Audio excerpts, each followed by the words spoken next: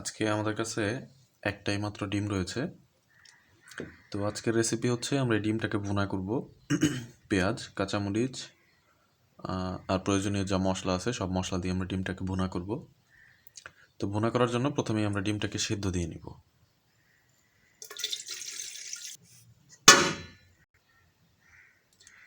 এবার আমরা কেটে নেব আমাদের পেঁয়াজ। পেঁয়াজ সবসময় এদিকে না, পেঁয়াজ কাটতে হয় এদিকে। এদিক করে পেঁয়াজ কাটলে হয় কি, আমি যখন পেঁয়াজ কাটবো পেঁয়াজের সবগুলো অংশ আলাদা আলাদা হয়ে যাবে। কিন্তু আমি যদি পেঁয়াজ এদিকে কাটি, এই যে এই অংশটার জন্য আটকে থাকবে। তো আমরা ওইদিকে পেঁয়াজ কাটবো না, আমরা পেঁয়াজ কাটবো এদিকে।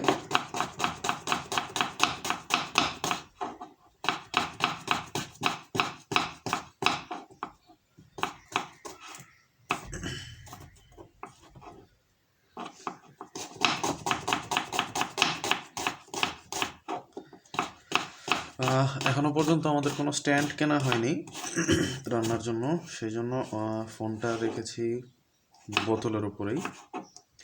যাই হোক, নিজের রান্না যেমন খুশি তেমন করবো, সমস্যা নাই।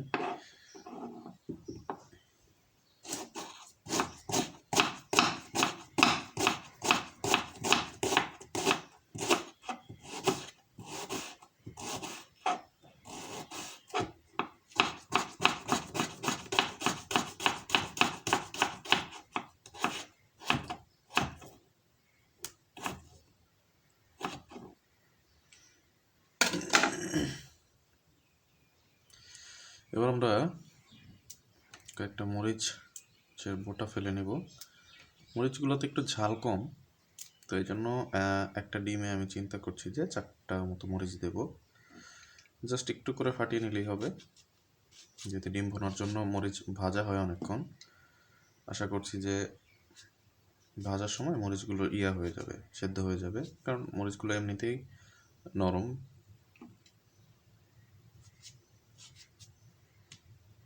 ঠিক আছে।